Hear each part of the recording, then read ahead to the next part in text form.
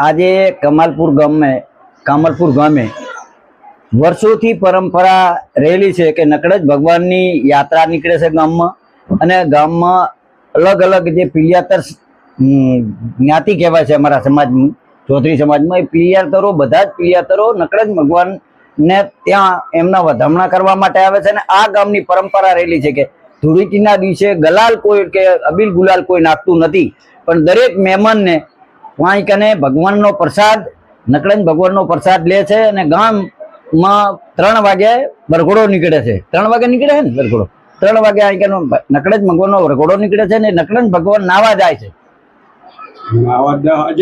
11 વાગે નાવા જાય, ને એના પછી ભગવાન પાછા મંદિરમાં નિજ મંદિરે પધારે છે. આવી કાયમથી વર્ષોની પરંપરા છે. આજે હું આ નકળજ ભગવાનના દર્શન કરવા માટે અમે બધા જ અમારા સભ્યો સાથે અમે આવ્યા છીએ. અને નકળજ ભગવાન અમારા વિસ્તારની અને આ પ્રજાની બધાનું ભલું કરે એવી ભગવાનને પ્રાર્થના કરીએ. ચેરમેન બન્યા પછી આપ પહેલી વાર આવ્યા છો, ભગવાને આગળ ખેડૂતોને કેવી આશા ભગવાન રાખે? ચેરમેન બન્યા પછી હું પહેલી વખત કમલપુર ગામમાં આવ્યો છું. કમલપુર ગામે મારું જે સ્વાગત કર્યું એ બદલ આખા ગામનો હું હૃદયપૂર્વક એક તો આભાર માનું છું.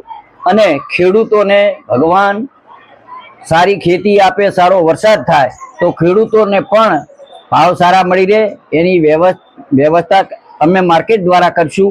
અને સાથે સાથે ભગવાન જોડે પણ અમે પ્રાર્થના કરી છે કે એ ભગવાન અમારા વિસ્તારના ખેડૂતોનું ભલું કરજો, અને ખેડૂતો સુખી થશે તો જ આ બધી જ પ્રજા, વેપારી બધા સુખી થાય.